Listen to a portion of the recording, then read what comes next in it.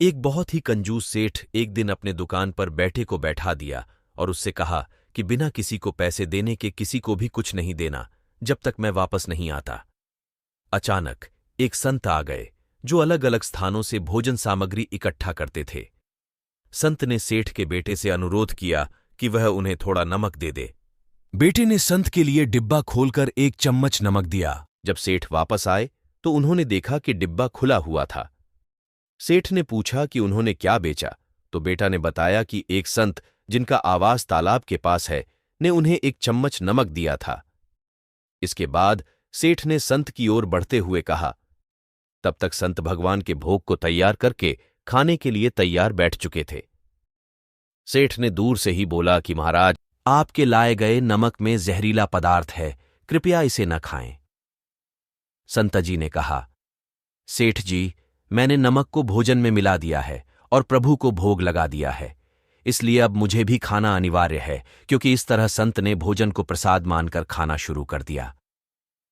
भगवान पर पूरा विश्वास था। सेठ जी के होश उड़ गए और वे रात भर वहीं बैठे रहे। सेठ के मन में उस समय यह ख्याल था कि अगर संत को कुछ हो गया तो उसकी बड़ी बदनामी हो सकती है। वे सोचते रहे कि अगर संत की तबीयत खराब हो गई तो कम से कम एक वैद्य की सलाह तो जरूर लेंगे। सोचते सोचते उन्हें नींद आ गई।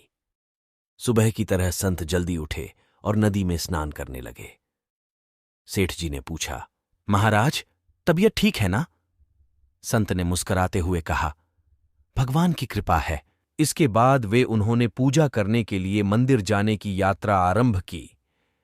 जैसे ही संत ने मंदिर का प्रवेश किया, उन्होंने देखा कि भगवान की मूर्ति के 2 टुकड़े हो गए थे और मूर्ति का शरीर काला पड़ गया था। इस दृश्य को देखकर सेठ को सब समझ में आ गया कि भक्त के अटल विश्वास के कारण भगवान ने भोजन के रूप में जहर को स्वयं अपने अवतार में ग्रहण कर लिया और उसे भक्त के रूप में प्रसाद के रूप में स्वीकार किया।